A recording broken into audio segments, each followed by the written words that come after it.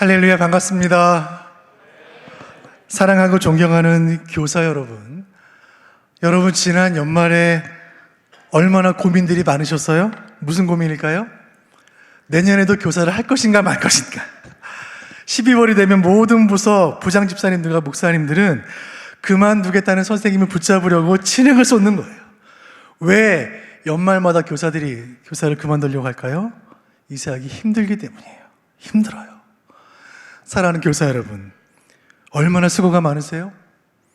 일주일 내내 생업으로 직장으로 가사일로 피곤하지만 토요일 저녁이면 아이들 전화 신방하고 성경 찾아가며 공과 준비하고 주일날 아침에 누구보다 일찍 교회 나와 예배 준비하고 목 쉬도록 아이들 가르치고 돌려보내고 나면 주일 오후쯤 되면 파김치가 되는 것입니다. 매주일 이 반복되는 영적 전투가 너무나 힘들어서 그래, 딱 올해 12월까지만 하고 그만둬야 되겠다. 내년에는 쉬어야 되겠다. 이런 생각을 하다가도 5월 스승의 주일에 교회에서 주신 도서 상품권 한 장에 마음이 감동이 되고 7월 성경학교 끝나고 부장님이 쏘신 냉면 한 그릇이 너무 감사해서 1년만 더 하자, 1년만 더 하자. 그렇게 10년, 20년, 30년씩 이 현장을 지키시는 선생님들 사랑하고 존경합니다. 저는 운전하면서 라디오를 듣기를 좋아하는데 라디오에서 가끔 감동이 되는 메시지가 나올 때 차를 비상등을 켜고 그 메시지를 적을 때가 있습니다. 제가 뒷차가 빵빵거리는 거 제가 감수하고 적어놓은 메모를 하나 여러분께 소개할게요. 라디오에서 제가 들은 내용입니다. 유네스코 사무총장님이 이렇게 말씀하시는 거예요. 지난 60년간 세계 각국에 1000조 원이 넘는 원조에도 불구하고 아프리카의 빈곤은 왜 끝나지 않았을까요? 60년 동안 세계 모든 나라에서 1000조 원을 아프리카에 쏟아부었는데 아프리카는 여전히 가난한 거예요. 왜 그럴까요? 이 사무총장님이 이어서 말씀하십니다. 당장의 배고픔을 해결하는 것도 중요하지만 교육만이 빈곤의 악순환을 끊습니다. 제가 속으로 아멘을 외쳤어요. 아, 그렇구나. 교육만이 악순환을 끊는구나. 그렇구나. 신앙교육만이 죄악의 악순환을 끊는구나. 그렇구나. 성경교육만이 실패와 좌절과 어둠의 악순환을 끊는구나. 사랑하는 교사 여러분, 존경하는 부모 여러분, 교육만이 희망인 줄로 믿으시길 바랍니다. 아멘. 교사는 교회 안에 존재하는 수많은 봉사직 가운데 하나가 아니에요. 교사는 미래를 바꾸는 사람들이에요. 하나님의 말씀으로 한국 교회와 우리 조국 대한민국의 미래를 바꿀 수 있다는 희망을 품은 사람들을 우리는 교사라고 부르는 것입니다. 교사 여러분, 오늘 잘 오셨습니다. 이 시간 2024년을 시작하며 교사로 부름받은 우리 계시는 하나님의 말씀을 함께 붙잡기를 원합니다. 오늘 말씀을 통해 교사로서의 우리 사명을 새롭게 하고 비전의 눈이 열려 새로운 희망을 향하여 힘차게 걸어가는 모든 교사들 되시기를 주님의 이름으로 축원드립니다. 오늘 말씀의 본문은 사무엘 하서입니다. 구약 사무엘 하서는 이스라엘 왕정 초기에 역사를 빛낸 영웅 호걸들의 이야기로 가득해요. 이 사무엘 상하서를 소설로 비유하자면 삼국지나 초한지 같은 스펙타클한 무협지에 해당이 되고, 이 사무엘서를 영화로 비유하자면 브래드 피트 주연의 영화 트로이나 아니면 근육질 스파르타 전사들로 가득했던 영화 300과 같은 블록버스터 전쟁물에 해당이 되겠습니다. 장수들의 말 달리는 소리, 그리고 창칼이 부딪히는 전장의 함성 소리로 가득한 이 성경에는 등장하는 인물들 캐릭터 하나하나가 얼마나 강렬한지 몰라요. 사무엘서에 등장하는 이스라엘 초대왕 사울은 태어나면서부터 장수의 기질을 타고난 모태 전사입니다. 작지만 물러섬이 없고 결코 패배를 모르는 위대한 전사 다윗은 불세출의 영웅이죠. 뛰어난 기지와 용맹함을 도루갖춘 요나단은 얼마나 멋진 왕자입니까? 그리고 움직이는 살인병기요 전쟁의 화신인 블레셋 거인 골리앗의 위용은 대단하죠. 그뿐 아니라 이스라엘 총사령관인 백정 노장 아브넬과 또 복수의 화신이요 포악한 장수인 요압도 사무엘서에 등장합니다. 이처럼 네로라 하는 고대의 용사들과 전쟁 영웅들이 서로 불꽃 튀는 전쟁터에서 어떻게 싸웠고 어떻게 공을 세웠고 어떻게 승리했는지를 생생히 기록한 성경이 사무엘 상하서입니다. 이런 사무엘서의 영웅들의 비범한 이야기 속에 전혀 어울리지 않는 평범한 한 사람이 등장합니다. 오늘의 주인공이에요. 이 사람은 참으로 비운의 인물입니다. 어린 시절에 사고를 당해 다리가 부러져 평생을 불구로 살았습니다. 그의 할아버지는 불명예스럽게 왕자에서 쫓겨난 사울이고 그의 아버지는 영원한 이인자였던 왕자 요나단입니다. 그리고 그의 할아버지와 아버지는 같은 날 같은 곳에서 죽임을 당했으니 참으로 기구한 인생이죠. 일국의 왕족이었지만 하루아침에 역적의 신분으로 추락한 가문, 폐위된 왕가의 후손으로 태어나 좌절된 운명으로 자라난 비운의 아이 무비보셋이 오늘의 주인공입니다. 이 무비보셋은 초기 이스라엘의 용맹한 영웅들에게 가려져 주목받지 못하는 한 인물이죠.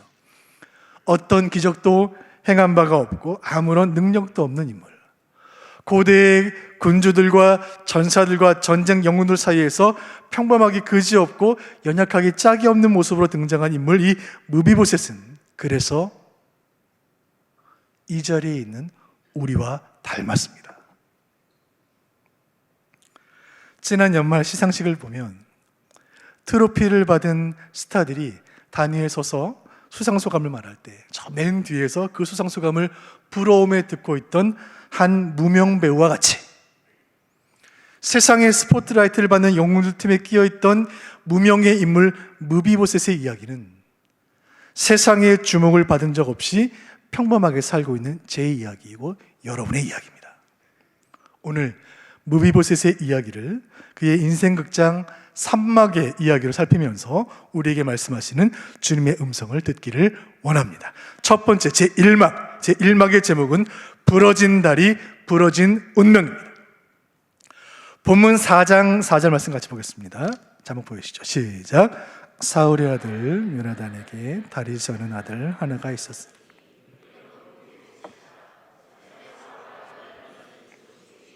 이스라엘에서 올 때 그의 나이가 5살이었는데 그 유모가 안고 도망할 때 급히 도망하다가 아이가 떨어져 절개되었더라.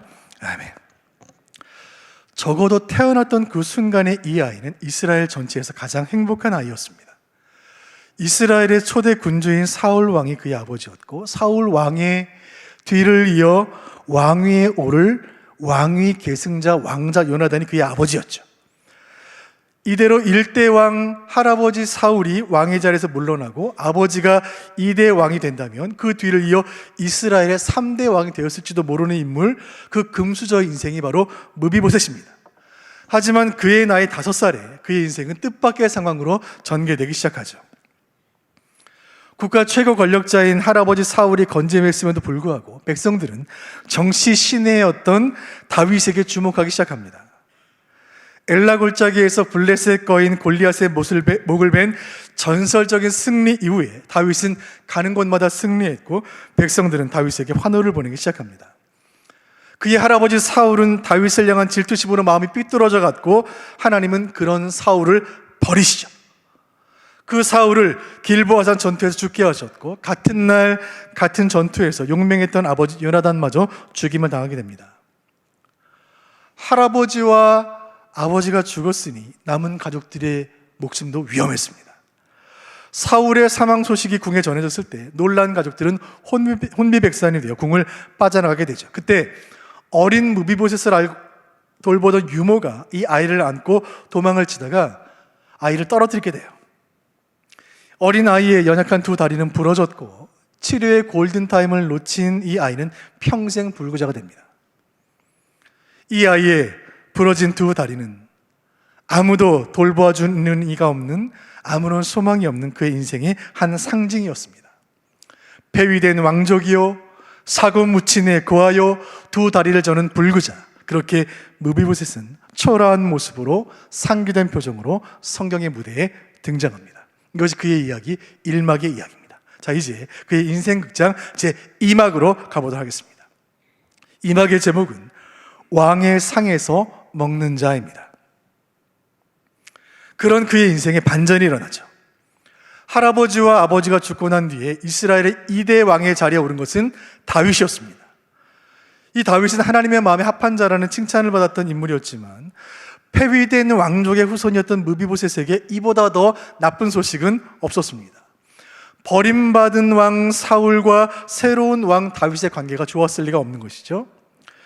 사울이 하나님께 드리는 제사를 멸시한 이후로 버림을 받고 하나님이 다윗을 새 왕으로 지목하셨을 때 사울의 마음이 어땠을까요? 온 나라가 다윗의 이름을 부르며 환호하는 소리가 들리자 사울은 질투의 화신으로 변해갔고 오직 다윗을 죽이기 위해 그의 권력과 에너지를 쏟아붓게 됩니다. 쫓는 자 사울과 쫓기는 자 다윗, 생사를 건 숨막히는 추격의 과정이 사무엘 상서에 상세히 기록되어 있습니다. 그 다윗이 이스라엘의 왕이 된 것입니다.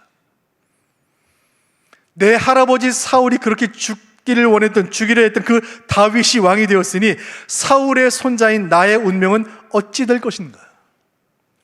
걸을 수도 없었던 그는 도망칠 수도 없었고 그저 쥐죽은 듯 숨어 지내만 했습니다. 최대한 왕의 눈에 띄지 않아야 했어요. 그러던 때에 새 왕 다윗이 자신을 찾는다는 소식이 들려옵니다. 청천벽력 같은 소식이죠. 다윗이 말합니다. 사울의 후손 가운데 남은 자가 있느냐? 그를 찾아서 데려오라. 여러분, 무비보셋이 얼마나 두려웠을까요? 사울의 후손인 자신은 다윗 왕조의 입장에서는 반역의 불씨가 될 수 있었습니다. 새 왕의 입장에서는 이 불씨가 더 크게 큰 불로 번지기 전에 제거하는 것이 당연한 일이었죠. 그렇게 다윗의 군사들에게 끌려와 새 왕 앞에 무릎을 꿇게 된 무비보셋은 이렇게 생각했습니다. 이제 내가 죽는구나. 이 자리가 내 인생 마지막 자리구나.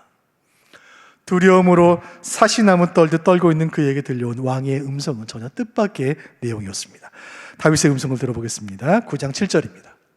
같이 보시죠. 시작. 다윗이 그에게 이르되 내가 반드시 내 아버지 요나단으로 말미암아 내게 은총을 베풀리라. 사울의 모든 밭을 다 내게 도로 주겠고 또 너는 항상 내 상에서 떡을 먹을지니라 하니 아멘. 다윗이 말합니다. 무서워하지 마라. 무서워하지 마라. 그리고 이어서 말하기를 너는 항상 내 상에서 떡을 먹을지니라. 듣고도 믿을 수 없는 이야기 아닙니까? 왕의 상에서 먹을 수 있는 사람은 왕의 가족뿐이죠. 그런데 이 무비보셋은 왕의 가족이기는커녕 왕의 원수가 아니에요. 그런데 왕의 초청으로 인하여 왕의 식탁에서 먹게 된 이 사람의 이야기를 보십시오. 사랑하는 성도 여러분, 사랑하는 교사 여러분, 아무 자격이 없지만 전적인 왕의 은혜로 인하여 왕의 식탁에서 먹게 된 이 사람의 이야기는 바로 우리의 이야기 아닙니까? 왕의 원수였지만 하늘 왕의 초대로 말미암아 왕의 식탁에 앉은 저와 여러분의 이야기요, 지금 이 시간 이 자리 하늘 왕께서 배설하신 이 예배 말씀의 식탁에 앉아있는 우리의 이야기인 줄로 믿으시길 바랍니다. 여러분, 왜 다윗이 원수의 후손 무비보셋을 그의 왕의 식탁에 앉게 했을까요? 1차적으로는 요나단과의 우정 때문이에요. 다윗과 요나단, 이 두 사람의 신비한 우정에 대한 기록이 사무엘상 18장에 기록되어 있는데 18장 1절 제가 읽어드리겠습니다. 다윗이 사울에게 말하기를 마침에 요나단의 마음이 다윗의 마음과 하나가 되어 요나단이 그를 자기 생명같이 사랑하니라. 요나단은 다윗을 생명같이 사랑했습니다. 그렇다면 왜 요나단이 다윗을 사랑했을까요? 이 말씀이 18장인데 그 이유를 찾기 위해서는 한 장 앞에 있는 17장을 읽어야 합니다. 바로 앞장 17장을 읽어보면 이스라엘 전쟁사의 전설로 남은 위대한 전투가 기록되어 있습니다. 작은 소년이 거인의 목을 벤 이 기적 같은 전투는 신앙의 유무를 떠나 모르는 이가 없을 만큼 유명한 전투가 되었죠.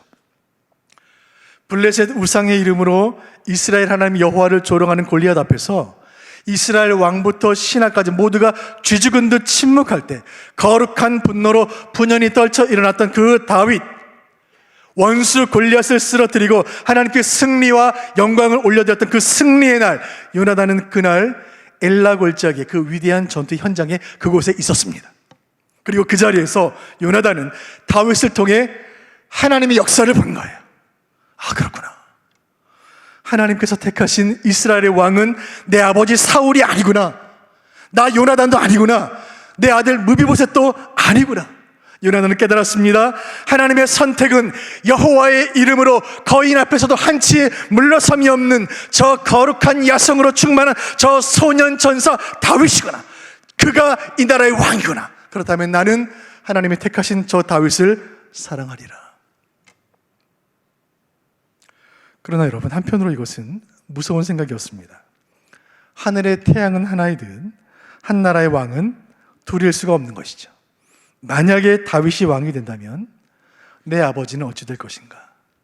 나는 어찌 될 것이며 내 아들 무비보셋은 어찌 될 것인가?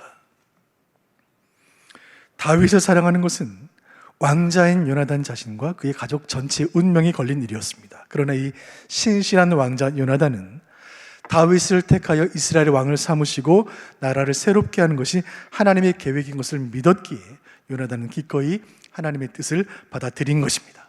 그는 자기가 입었던 겉옷과 군복과 칼과 활과 띠를 다윗에게 주었습니다. 왕자의 신분을 상징하는 모든 것을 다윗에게 준 것입니다. 그리고 요나단은 왕이 되지 못한 채로 삶을 마감합니다. 이런 과정을 통해 왕이 된 다윗은 오늘의 나를 있게 한 친구 요나단의 우정을 기억했고, 왕이 된 지금 친구 요나단에게 받은 그 사랑을 친구의 아들에게 돌려주기로 결심한 것입니다. 이제 그 결심을 실천할 순간이 되었습니다. 그리고 무비보셋을 왕의 식탁 자리에 앉게 한 것입니다. 이날 무비보셋은 다윗 왕의 식탁에 앉았어요. 그는 어안이 벙벙했어요. 내가 어떻게 왕의 식탁에 앉을 수가 있는가?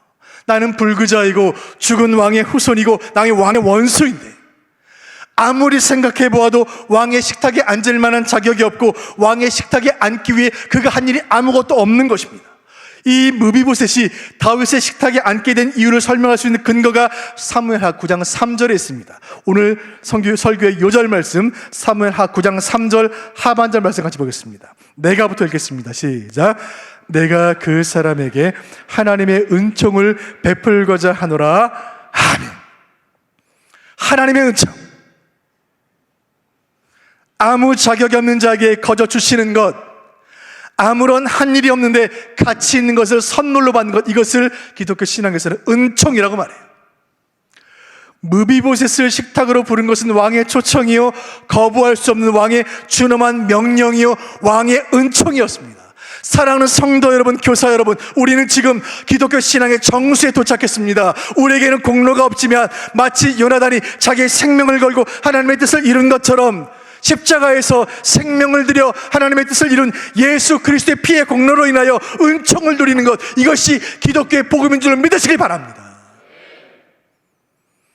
위대한 종교개혁의 스승 칼빈은 복음에 관한 깊은 묵상 끝에 우리의 어떠함과 상관없이 우리에게 부어주는 거룩함, 아무런 공로 없는 우리에게 쏟으신 하나님의 사랑을 묵상한 끝에 이 설명할 수 없는 놀라운 은혜를 표현하기 위해 불가항력적 은혜라는 말을 썼습니다. 불가항력적 은혜, 피할 수 없는 은혜, 저항할 수 없는 은혜. 마치 여름날 우산이 없이 거리에 나갔다가 갑자기 쏟아지는 폭우를 흠뻑 맞는 것처럼 하나님이 부어주시면 받을 수밖에 없는 은혜, 이 은혜가 저와 여러분이 받은 은혜인 줄로 믿습니다. 이 밤 우리는 주님 앞에 기도하기 위해 모였습니다. 여러분, 우리 하나님은 기도하는 자에게 은총을 베푸십니다. 아멘. 수가성 우물가에서 만난 그 여인, 사연 많고 상처 많은 그 사마리아 여인을 만나 우리 주님 과거를 묻지 않으시고 은총을 베푸셨어요. 여리고성 돌 무화과 나무 아래에서 그저 돈이 내 인생의 전부라고 믿고 세상에서 성공하기 위해 악착같이 살아가던 삭개오를 만나 우리 주님 은총을 베푸셨습니다. 밤이 맞도록 수고했지만, 진액을 쏟았지만 아무것도 거두지 못한 채 그저 빈 그물만 쓸쓸히 씻고 있던 그 베드로, 인생의 무거운 짐을 지고 살아가는 우리 시대의 지친 가장이었던 베드로에게 우리 예수님 은총을 베푸셨습니다. 여러분, 지난 한 해를 아쉬움 속에 마무리한 우리에게 필요한 것이 있다면 그것은 은총이요, 이제 시작된 새해 2024년에 우리에게 필요한 것이 있다면 그것은 하나님의 은총입니다. 이 나라에 필요한 것도 우리 장로님 기도하신 대로 코로나 이후에 한국교회가 회복되는 일에 꼭 필요한 것도, 저 열방의 선교지에 지금 이 시간 필요한 것도 하나님의 은총인 줄로 믿습니다.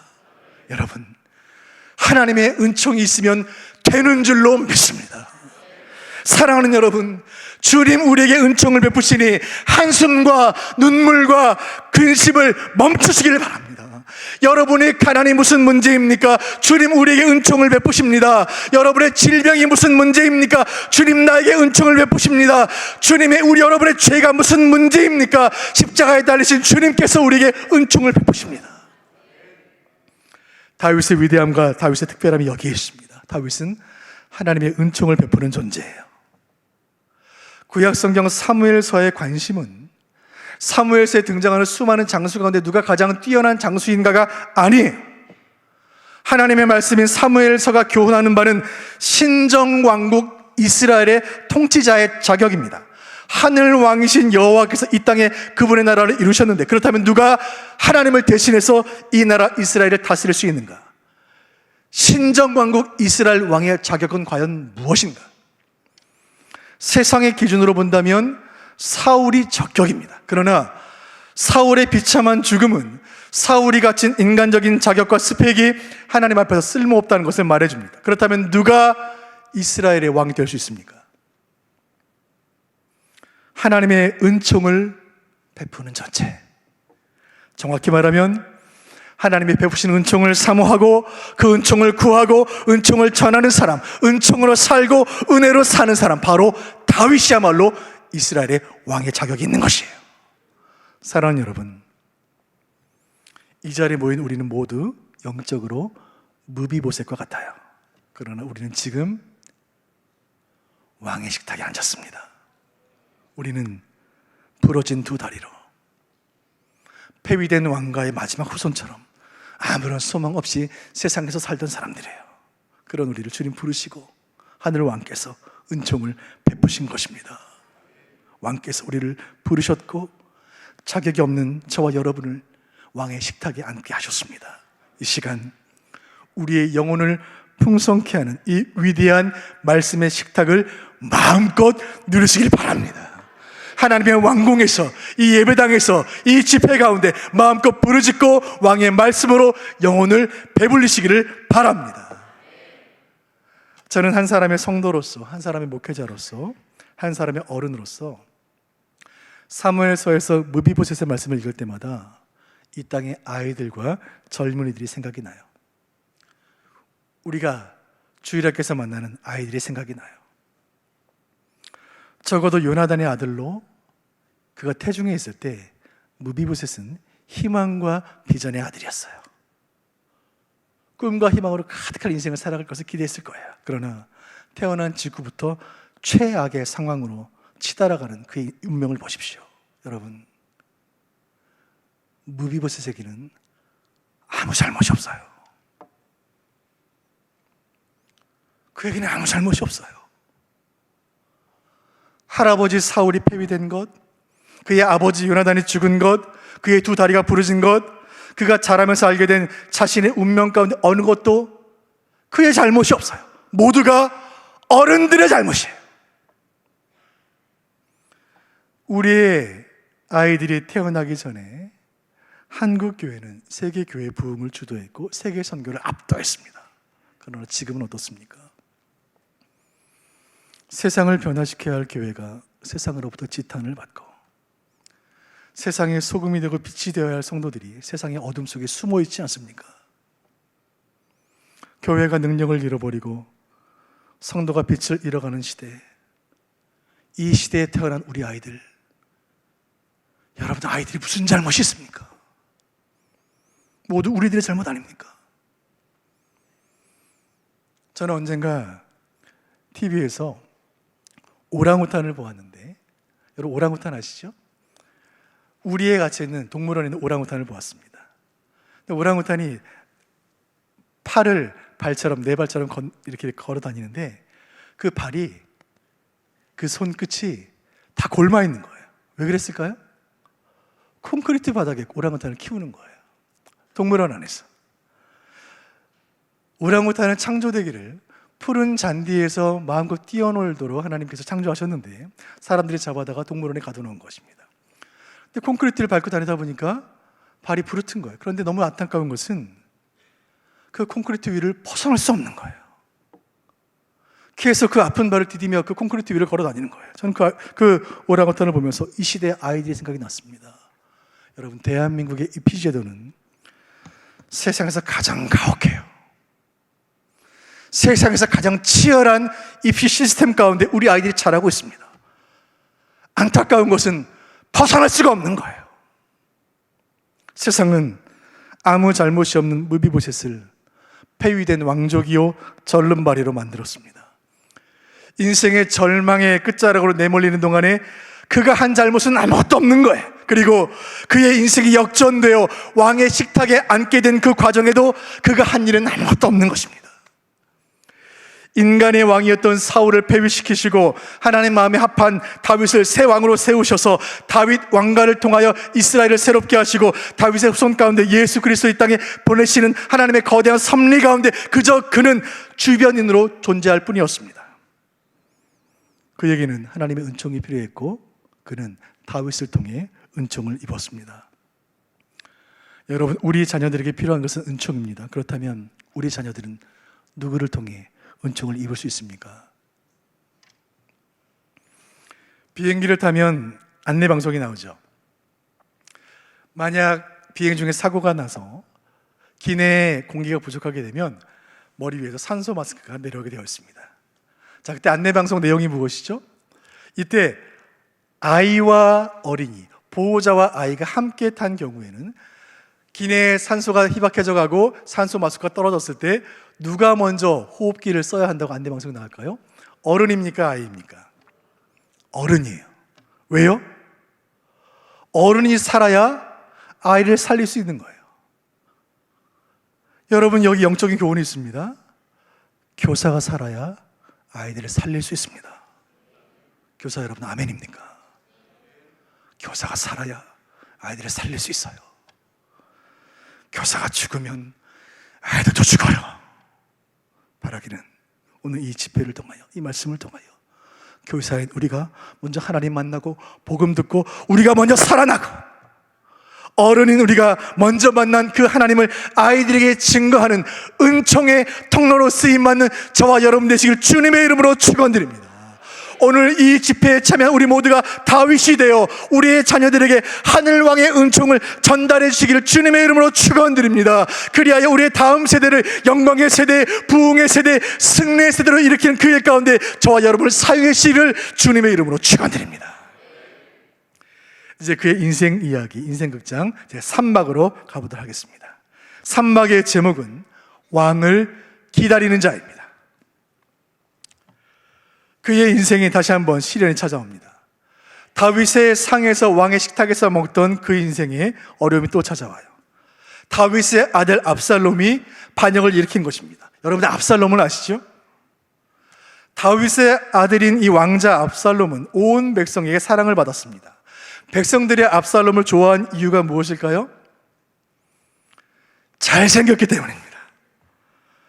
여러분이 생각하는 최고의 미남, 송중기, 장동건, 정우성을 능가하는 절세 미남이 압살롬이에요. 그의 외모가 어떠한지 성경이 그의 외모를 자세히 기록합니다. 사무엘하 14장 25절 보겠습니다. 같이 보시죠. 시작. 온 이스라엘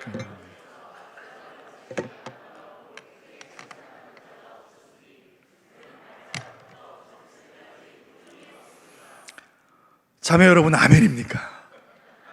이 압살롬은 머리끝부터 발끝까지가 다 잘생겼어요. 발바닥도 잘생겼어요. 자매 여러분, 잘생긴 사람 조심하시기 바랍니다. 자, 어느 엄마와 딸이 카톡으로 대화를 나누는 것입니다. 엄마가 딸에게 카톡을 보낸 거예요. 딸, 많이 늦어? 엄마 늦어. 엄마가 또 카톡을 보냅니다. 밤길 조심하고 낯선 남자가 부르면 절대 돌아보지 마. 딸이 보라요. 근데 엄마, 그 남자가 잘생겼으면 어떡해? 그러면 무슨 말 하는지 좀 들어봐. 이 자리에 계신 모든 어머니 여러분, 딸이 잘생긴 남자를 만나거든 기도 많이 하시기 바랍니다. 잘생긴 게 죄라면 압살롬은 대역 죄인이에요. 제가 언젠가 이 본문으로 말씀을 전했는데 설교 후에 한 남자 성도님이 찾아오신 거예요. 목사님, 제가 말씀드리면 회개 많이 했습니다. 잘생긴 사람이 죄인을 하셨는데 제가 큰 죄인입니다. 근데 제가 볼 때 그분은 무죄였어요. 긴 머리를 휘날리는 잘생기고 매력 넘치는 이 친절한 왕자의 매력에 온 나라가 빠져든 거예요. 양의 탈을 벗은 늑대처럼 이 왕자가 본심을 드러내기 시작합니다. 성문 앞에서 나팔을 불고 스스로 이스라엘 왕이 된 것을 선포해요. 그 아들 압살롬에게 다윗은 쫓겨서 성을 버리고 도망쳐야 했습니다. 그리고 하나님께서 훗날 이 반역자 압살롬을 상수리나무에 걸려 그 긴 머리가 걸려 대적들의 손에 죽게 한 그 이후에, 압살롬이 죽은 이후에야 다윗 왕은 다시 성으로 돌아오게 됩니다. 그 장면에 오늘의 주인공 무비보셋이 다시 등장해요. 그의 인생 제3막입니다. 사무엘하 19장 24절 보겠습니다. 같이 보시죠. 시작. 사울의 손자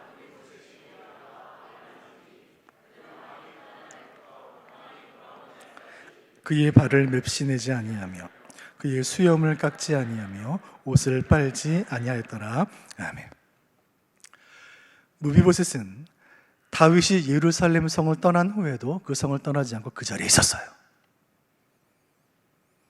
그 자리에 있다가 만약 반역자 압살롬의 군대가 쳐들어오면 왕의 상에서 먹던 그의 운명은 불을 보듯 뻔했습니다. 그러나 그는 목숨 걸고 그 성에 남아 있었어요.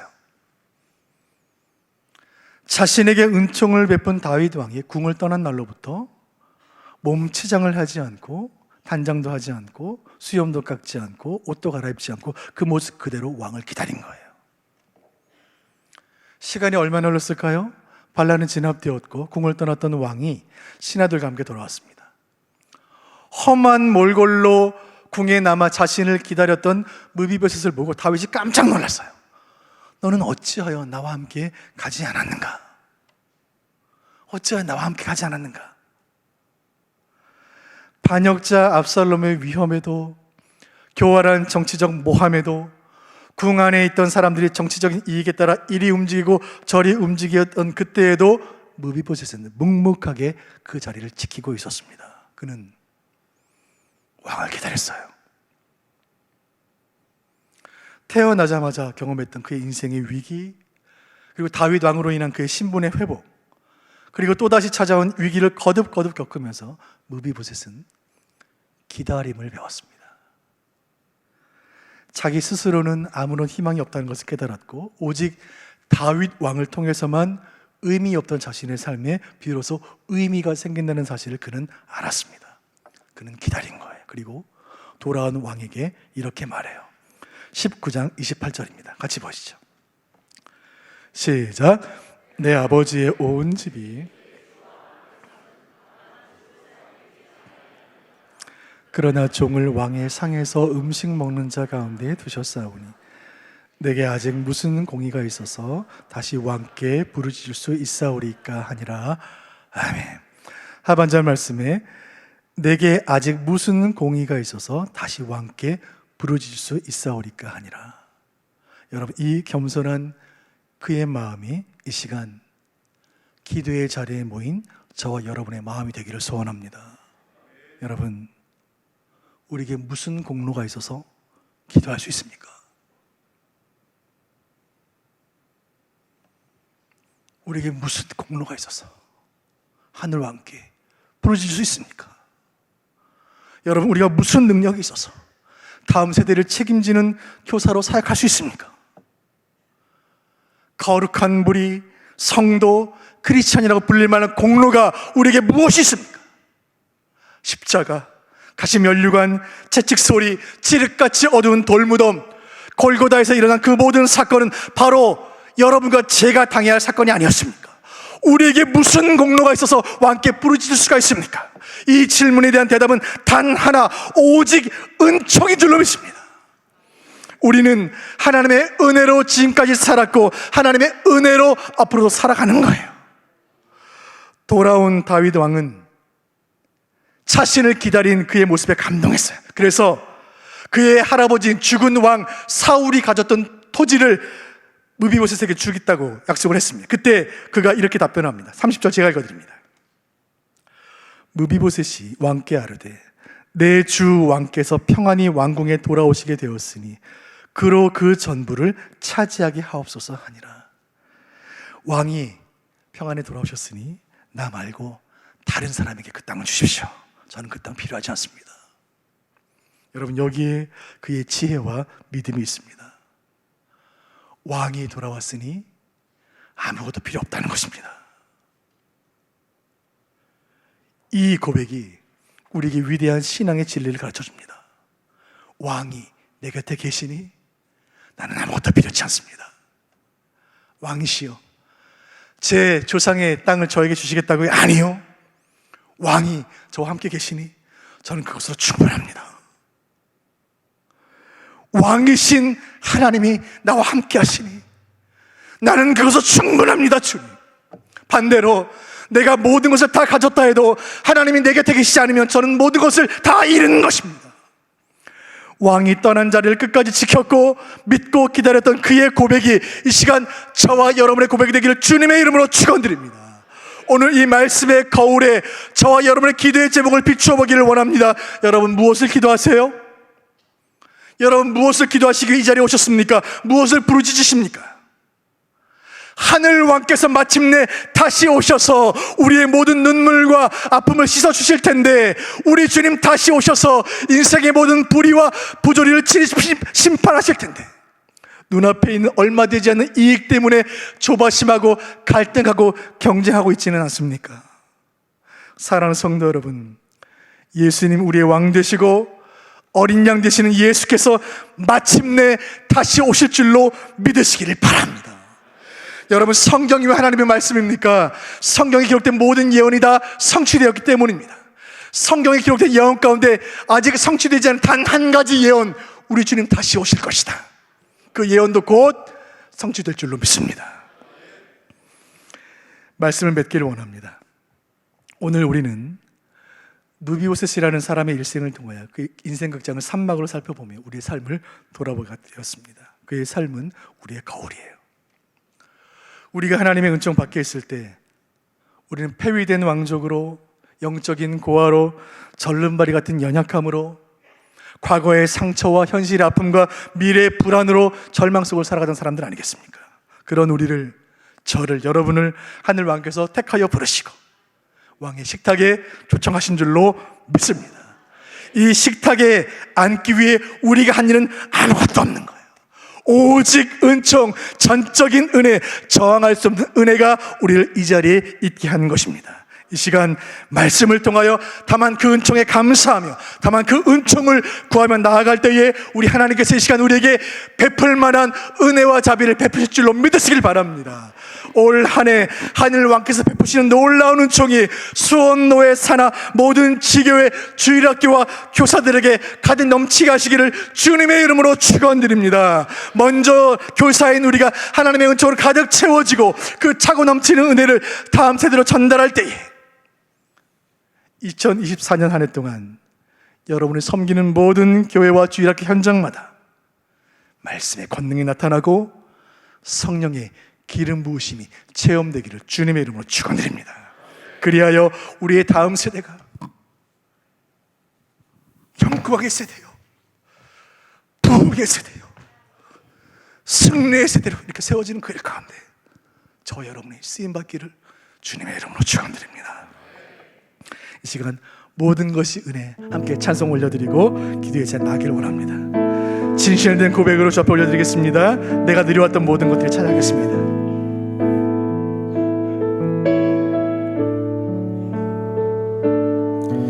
내가 누려 걸어왔던 모든 것들이 지난 우리의 사역의 여정을 돌아보며 찬양하겠습니다. 내가 지나왔던 모든 시간 태어난 그 순간부터 오늘까지의 삶을 돌아보기를 원해요. 내가 걸어왔던 모든 순간이 당연한 건 아니라 은혜였소.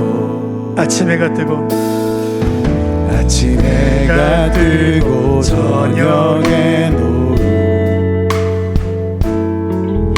봄의 꽃향기와 가을에 변하는 계절의 모든 순간이 변하는 계절의 모든 순간이 당연한 것 아니라 은혜요. 모든 것이 은혜, 모든 것이 은혜, 은혜, 은혜, 한없는 은혜. 내 삶에 당연한 것 하나도 없었던 것을 모든 것이 은혜, 은혜였소. 내가 이 땅에 태어나 사는 것, 내가 이 땅에 태어나 사는 것, 어린아이 시절과 지금까지 숨을 쉬며 살며 꿈을 꾸는 삶 모든 것이 주님의 은혜입니다. 당연한 것 아니라 은혜였소. 내가 하나님의 자녀로서 가슴에 손을 얹고 찬양하겠습니다. 내가 하나님의 자녀로 살며 오늘 찬양하고 예배하는 삶, 복음을 전할 수 있는 축복이 주님의 은혜입니다. 당연한 것 아니라 은혜였소. 손 높이고 찬양하겠습니다. 모든 것이 하나님 그렇습니다.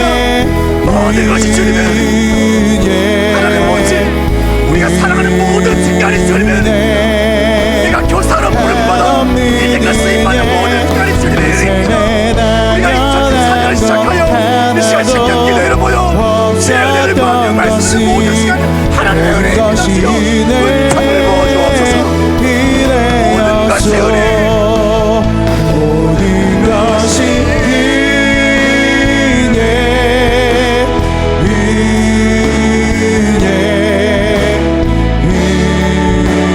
은혜, 한없는 은혜.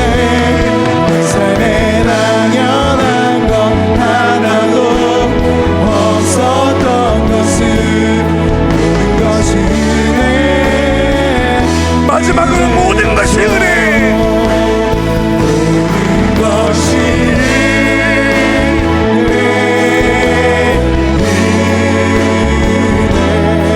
주님, 주여 은총입니다. 우리를 다음 세대를 향한 은총의 통로로 사용하여 주옵소서. 주여 이 밤에 우리에게 주여 은혜를 주옵소서. 없었던 것을 모든 것이 은혜였소. 여러분 가슴에 손을 얹고 함께 기도하기를 원합니다. 여러분 2024년이 시작이 되었습니다. 여러분 올해가 교사 몇 년 차이신가요? 여러분이 30년 차 교사이든 올해 처음 사역을 시작한 신입 교사이든 우리에게 필요한 건 한 가지가 있다면 그것은 하나님의 은총인 줄로 믿습니다.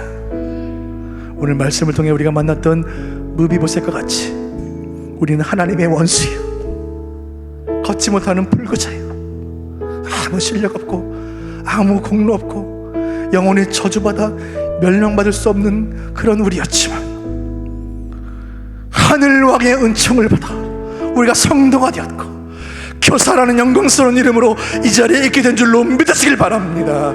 웬 은혜입니까? 한 해를 시작하며 신년 기도회를 이 밤에 모였습니다. 교사인 우리가 간절히 부르지 할 단 하나의 기도 제목이 있다면 주여 은혜를 주옵소서. 교사 여러분, 우리가 살아야 아이들이 삽니다. 우리가 죽으면 아이들도 죽고 한국교회도 죽고 미래도 죽는 것입니다. 주여, 이 시간 먼저 교사인 우리가 하나님의 은총을 흠뻑 받아 누리게 하여 주옵소서. 그리고 받은 은혜를 우리의 아이들에게, 우리의 자녀들에게, 우리의 다음 세대에게, 우리 교회 주일학교 향하여 흘려보내는 축복의 통로, 은혜의 통로로 사용하여 주옵소서. 이 밤에 우리가 주의 은총을 부르짖어 기도할 때 주께서 주는 저 계신 곳 하늘에서 들으시고 응답할 줄로 믿습니다. 저를 따라 하시고 함께 기도하겠습니다. 주여 은혜를 주옵소서. 주여 은혜를 주옵소서. 합심으로 기도하겠습니다. 살아계신 아버지, 은혜를 감사합니다.